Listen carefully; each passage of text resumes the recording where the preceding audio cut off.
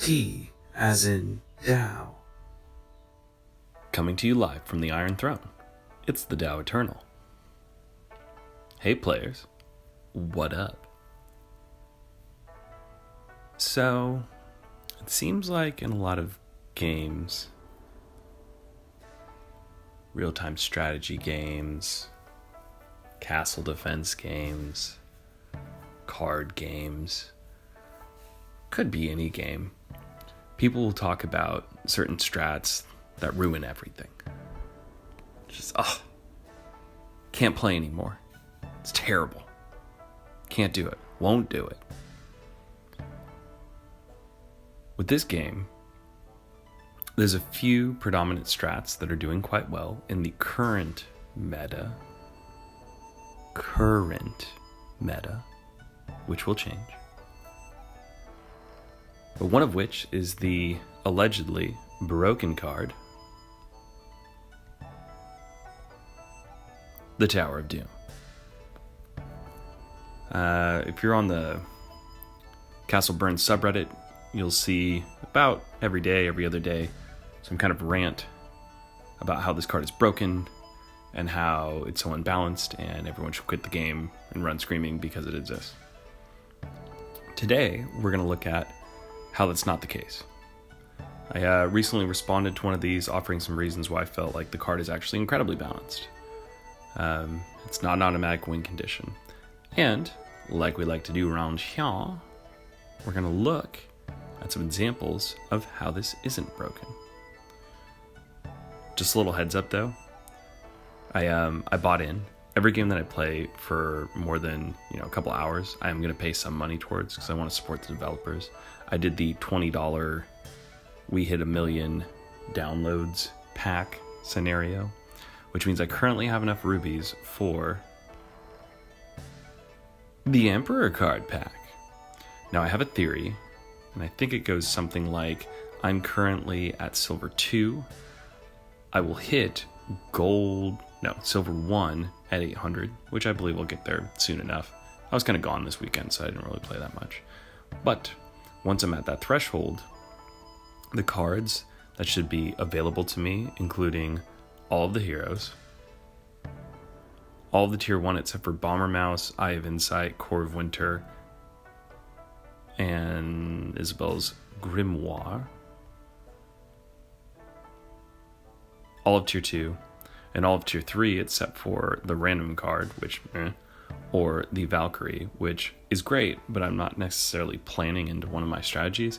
Basically, every card that I want to play is unlockable by silver 1.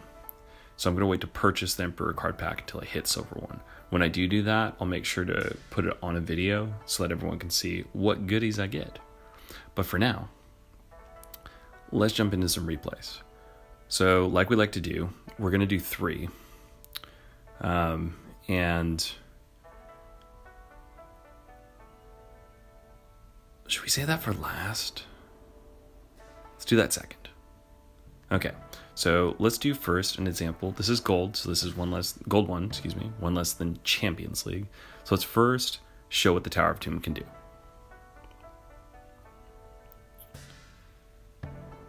This is really high level. This is about as good as it gets. Swag Ward, he's ranked 13th. He's using, I think they're both using, is it Lana? I wish I could just put my finger on the hero and see what it is. If it's who I think it is, she's Lana, the magical pixie does princess or whatever. Her special ability is a healing radius, which I believe it is. Yeah, because she gets it every 15 seconds, which is nuts. If you see Lana, you have to expect that your opponent is going to be running liches. Or you have to at least plan your strategy around the potential of that at tier 3. Dropping a bunch of liches and then having her heal all of them, which are all in her heal radius and all share a communal health. I haven't done the math on it, but I think there's some kind of force multiplier that happens, and they're really hard to kill. One of the builds that's going around that's working pretty well. Again, I don't have access to all of it, so I haven't done it yet. But tier 1, you unlock like Gabos, and then you unlock the healing spell. Can't remember what it's called. And then you maybe unlock Demon Blood, get a spell, maybe get that frost spell that's gonna lock up some enemies. You basically load up 3 spells, a throwaway tier 1 card, and then you get liches, and then you have Lana heal them, and then you just buff them up and drop a bunch on the board. It's really hard to stop. So if you see someone with a Lana, you got a game 4 liches coming, and plan accordingly. Tanks I've found are really good against liches. Anyway, let's jump into it. Game 1, this will be an example of a Tower of Doom win. So to start off, you see this a lot at higher level play. Some Chinese characters? I don't know how to read them. But blue side, he or she has unlocked Poison Mist and the spell that reveals Fog of War. This can be used for early scouting. So you'll see a lot of people will use that spell. They are valuing vision as valuable enough to eat up one of their 6 card slots. That's significant. You don't see this at lower level play, but the top level players, they do it all the time. So just think about that. The most successful people in the game think that getting that scouting and vision, and I think it's really not so much the vision, but scouting, seeing what opponent's cards they've already selected, they value it that highly to sacrifice a card spot, which is a finite resource. Something to think about. I haven't done it yet, but maybe it's the pro strat. Anyway, blue side, they go in. Red side and blue side, they're both just building up. They're expanding to their sanctums, getting that mana pump, just pumping. Yeah, that's Lana for sure. She's the healer, so that's definitely the strat for both sides.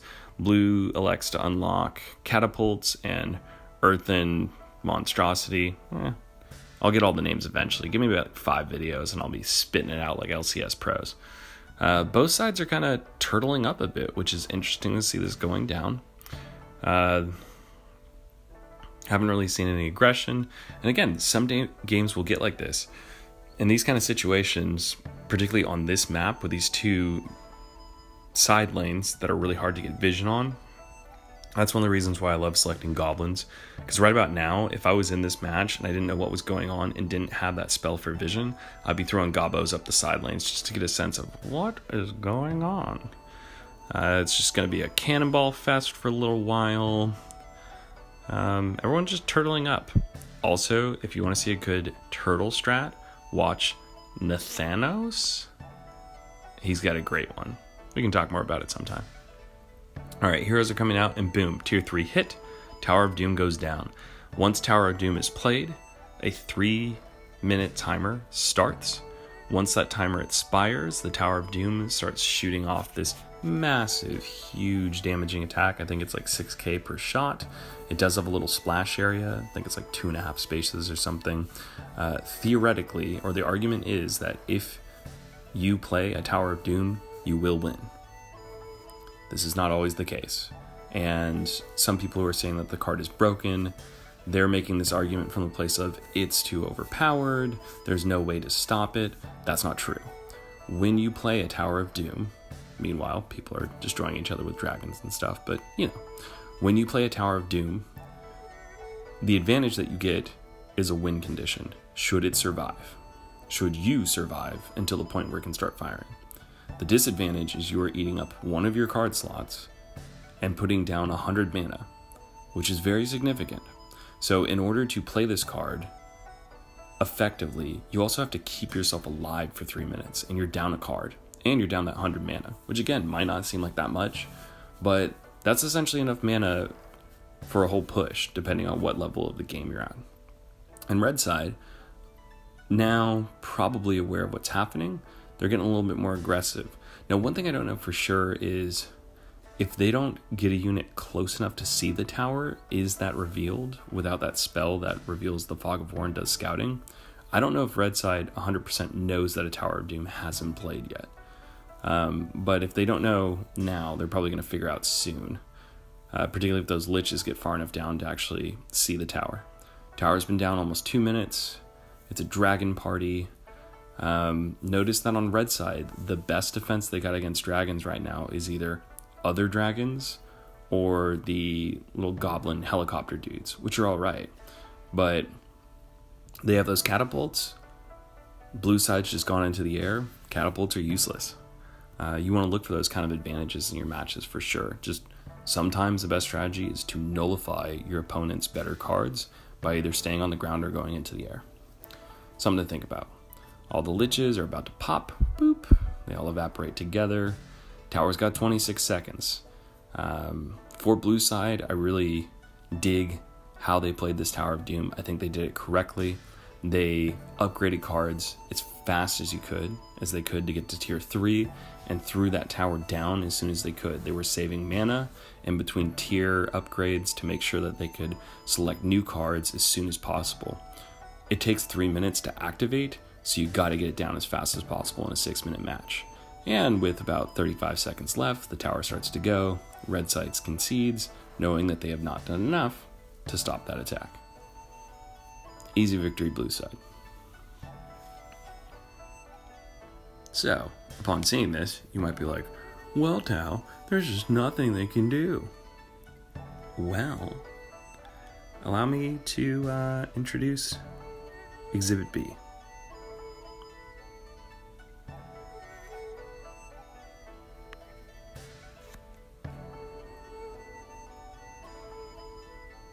So we got Econet versus Chandros. These guys are both great, high-level players. Mild spoiler alert, red side, as we know, always loses. And red side is going to play a Tower of Doom, for sure. So, what we're looking for here is, how does blue side set it up so even though a Tower of Doom is played, they still win? They start with the Danger Mouse, a little shield mouse action. I'm hearing, this might be false, that Koreans are loving the shield mouse. I think its main attribute is that it has this shield which absorbs nominally 120 damage. Doesn't seem like that much, but I think it also absorbs 100% of damage given to its first hit, up to and it's seeding 120 damage, right? So if you have a Minotaur and you put a shield mouse up against it, even though that Minotaur is swinging for 1,000 damage, that first hit is not going to kill the mouse. It's just going to break the shield. So you're absorbing tons of damage that otherwise would either be going towards your building or another unit. Now, swarm units in general are good against high damage single target units because they're doing exactly that. They're not allowing, if you use them properly, they're not allowing that high damage unit to hit a building, to hit a hero, to do all that damage. But shield mouse apparently is a really effective way to go about doing this. They also went with the bomber mouse, which again I haven't used that much yet, but seems cool, seems exciting. Red side, they went for vision, they got archers, they got spells. Seems like they're setting up for a nice little, potential turtle. They don't have any like towers or anything, but they're upgrading their cards as fast as possible, which you should do when you play a Tower of Doom, theoretically, so that presumably they can research that Tower of Doom instantly. They're going to have 100 mana now. They're not researching the Tower of Doom just yet, which is a little surprising. They're defending a push, so I get it. And there it goes. Tower of Doom getting researched. Boom. And once that's fully researched, right now, he is going to need to play it. And now there is a 3-minute timer on the game. Now, blue side doesn't instantly know that red side has dropped a Tower of Doom. They have to get some kind of vision on it first. So, until they get that vision, they might not know that they need to be setting up a winning push to eliminate red side's win condition. Meanwhile, just kind of business as usual. Spells are getting played. Blue side's got tanks, they got slayers. Their build path is actually something that I really, really enjoy. I don't have the Ice Mage. That's the 4th card in their card slot. It's pretty sweet. Tier 2, it's a legendary, so it's hard to get. It throws out a Frost Bolt that slows down enemies, freezes them a little bit. I think it halves their attack speed, if not even a little bit more. So again, applied properly, it's a really powerful thing to do. Blue side's setting up a really effective push here. They got tanks, they got sorcerers for everything in the air. Red side's run out of mana. They got some arcane towers, which again are some pretty good D. I'm still not 100% sure if blue side knows that that tower is there. But they're probably suspecting something, because if they've only seen arcane towers, they're seeing red side turtle up, and they haven't seen 2 tier 3 cards used aggressively, they're probably suspicious and know that something's up. Spells coming out, people are dying, tanks are getting dropped on the blue side. And at this point, because it's kind of clipped by the top of the screen, you can't see exactly the seconds over the tower. Normally you see a little seconds counter that tells you how much it's got, but you can see through the meter that it's over halfway there. So, time's a-wasting. Red side might be thinking, oh, I got this in the bag. This game is surely going to end. And blue's coming with a big push. They got tanks going. They got their shield mice. They're doing things. Sorceress is in the back. They're breaking through towers. Now blue side, which has vision 100%, definitely knows that tower exists. Red's doing everything they can to stay alive until that tower procs. Again, we can't see exactly at the moment, but it's probably got a quarter of its build left. Maybe 40 seconds. It's already been out for at least 2 minutes. 60 seconds left in the match until burning time. Blue side's continuing to be aggressive. They're dropping mice, which are actually way stronger than I thought they were. Note to self, explore danger mice. Mice are on the Tower of Doom. It has a ton of health, so attacking it directly also takes some time. It's just something to note. But red side, they have no economy. Tower of Doom goes down. And there it is.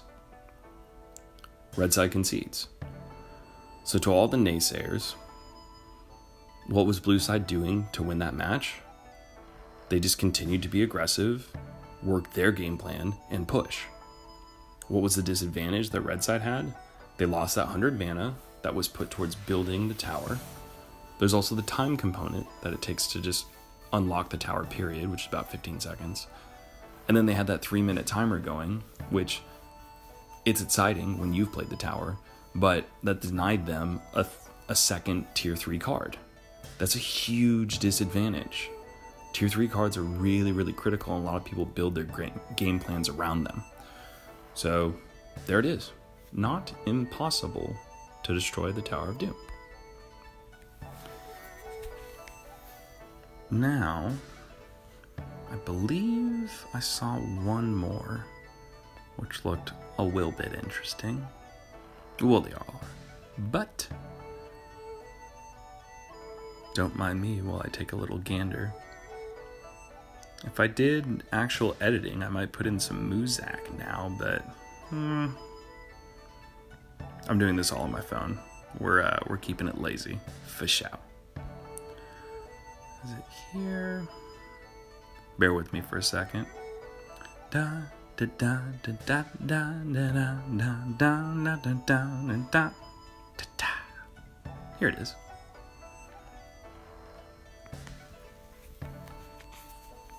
What could it be? The double Tower of Doom? You better bet your bottom dollar it is. Oh yeah, talk about heroes. Blue side, they're using the Archer. It's got that damagey burst. Sweet. Red side, using the healer, Lana. She heals. Doing a little Goblin Rush. This is interesting. You usually don't see it at this high a level, and it's not a fully committed Goblin Rush. Upgraded a couple cards. They got the tier going, but he didn't build any buildings. Blue side theoretically has to respawn, or they're going to start losing mana and worth through those units. Red side drops a mist. It's actually a pretty strong initial attack. They haven't got the building yet, but now they do. And sometimes that's enough for that initial push. That camp is worth 50 mana. So long as red side killed enough mana and units from blue side and nets a little bit of a win by getting that building as well. You've delayed the opponent. Blue side hits tier 2 a little bit later. But red side didn't have tons of mana saved up, so did they get an advantage? I don't know. If you get a rush and your opponent doesn't see it coming, you can win the game. If you go to rush and your opponent knows it's coming and you don't get any kind of extra value, you're just wasting some time. So it's risky. For sure. All right. So everyone, again, since both guys, presumably going into the match, I think Tower of Doom is the kind of thing you don't just drop on it accidentally. I think you start the match and you're like, yo, I'm gonna doom this fool. So they're both building paths that they feel like will be useful for defending the tower for the amount of time it takes for it to be built and do all the damage. Both sides go with your standard kind of tier 1, some kind of spell, catapults, and then the earthen spell. I gotta look up the name for that. Someone remind me from the crowd, in the future. That earthen spell is incredible. It does tons of damage, thousands. It can hit things on the ground and the air. It's really critical in any kind of turtle strategy where you're building up at your base and you're trying to nuke your opponent's castle. It's the best spell for doing that. Blue side gets that tower down first, and that's probably what's going to seal the deal here. They have a 13-second head start. That's probably enough. The Tower of Doom does attack whatever unit is closest to it first of your opponent's units. Something that can buy you a little bit of time, although again, once the tower is firing, it's probably not going to be enough to save you. But you can drop goblins across the map in different areas, and if that's the closest unit to your opponent's side, the tower will just keep tracking the goblins. So if you send one left, send one mid, send one right, send one left, you'll buy a little bit of time. But the only way that's really going to work is if you have some kind of push going as well, and I don't know, maybe that's nothing there, but I heard someone talking about it. Theoretically, it could do something. Maybe just delay the inevitable. So towers are working both sides. Now this is fascinating. I haven't actually seen this yet, but blue side has elected to build 2 Towers of Doom. So I believe bottom right of the 3 on the board will finish construction first, then red sides, then the left side on blues, the left tower on blue side. Which is kind of nuts. Like, how many Tower of Dooms do you really need?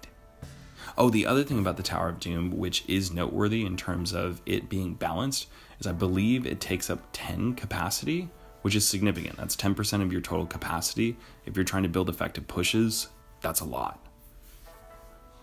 Both sides are doing the turtle thing. At this point, both sides are probably suspecting that Towers of Doom have gone down. Again, blue side, because they have the vision spell, knows that for sure. Red side, I think, is just strongly suspecting it. As they know it's happening, they probably don't know the full countdown timer for blue side's Tower of Doom. They correctly identify that they probably need to start pushing in a bit. Dragons, they're great against catapult towers, but they are not great against dragon slayers. In this battle, with red side having dragons and blue side having dragon slayers, blue side is destined to win that exchange. All right, heroes are going down, dragon slayers are retreating. Red side might as well just kind of concede at this point. This is interesting as well. Blue is using significant mana to attack Red Castle and Red Tower of Doom. I can't remember the exact health total of the Tower of Doom, but I think it's like 11k. So that theoretically would be 6 casts of the Earthen spell to get enough damage to kill one. Something to think about. But needless to say, blue side's Tower of Doom starts proccing, and everything is getting destroyed. Red side's Tower of Doom is going as well, which is awesome. Double Doom. But this will be short-lived. And what's happening on blue side? Just the kind of thing that I talked about. They're pumping out tier 1 units. Right lane, mid lane, left lane. That was distracting some of the tower shots from attacking the blue side's economy. And they didn't really need it, but that was something that was prolonging their ability to keep generating units and be successful in the match. And just like that, we got a win. 3 Towers of Doom in one match. It's incredible. So children, boo boo, ba-dum ba-dum ba-dum ba-dum ba-boom. What did we learn today? Well,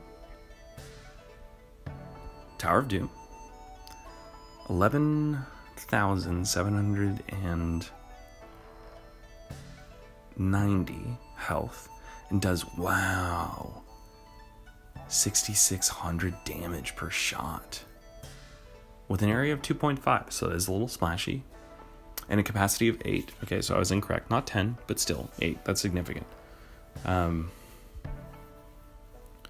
It's an incredible card. It is not unbeatable, and I think it's really a tribute to the game and its developers that this card, in fact, appears to be incredibly well balanced. Adding win conditions to the game is not something that breaks it. I think it makes it more interesting. One of the main morals of the story of this card being in the game is that you must scout. You have to scout. As we saw in the first match that we were reviewing, and definitely in the third, at least one of the players in each of those matches was unlocking, let's just look up the name, Eye of Insight.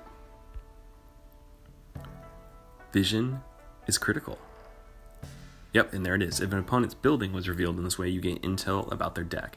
And that's really it. Seeing what units they have on their side, that's not really the point.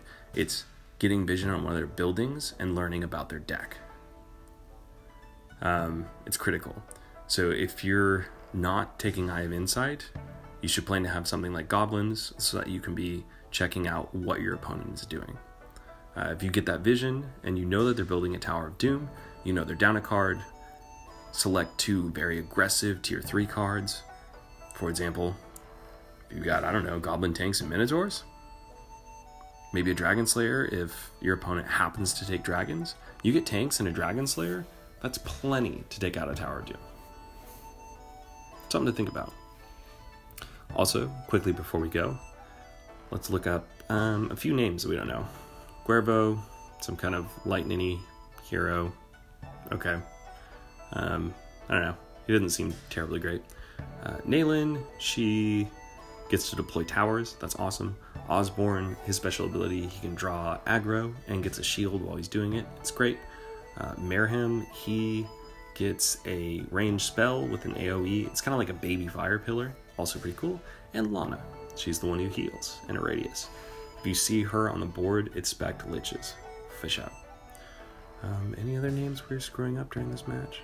The frost spell is Core of Winter.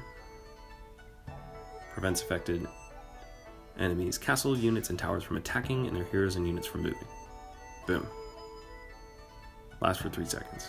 At least I got it unlocked, or not unlocked, at level 1. Alright, that's probably good for now.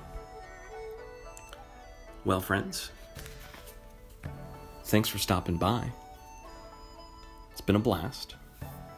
I'm going to keep my grind thing going. I'll hit that 800 soon enough, and when I do, we'll do a little Emperor Pack card reveal-y thing. It's exciting. I've never really done that before in a video. So come along. You might enjoy it. Like the video if you like the video. Subscribe because there will be more. And leave a comment because I love them. Tell me what's up. You like the content? You got a good strat? I started a subreddit about 2 days ago that I outlined what my predominant strat has been lately, and I prompted other people to do the same. What cards are you choosing? How are you using them? What's working for you? I think that kind of conversation is great. I'm not really worried about someone trying to snipe me and, counter my strat hard. If they actually find me in a PvP, more power to them. Well, it's working for you. Let me know. All right, that's going to do it for today. Y'all have a good one. Bye-bye.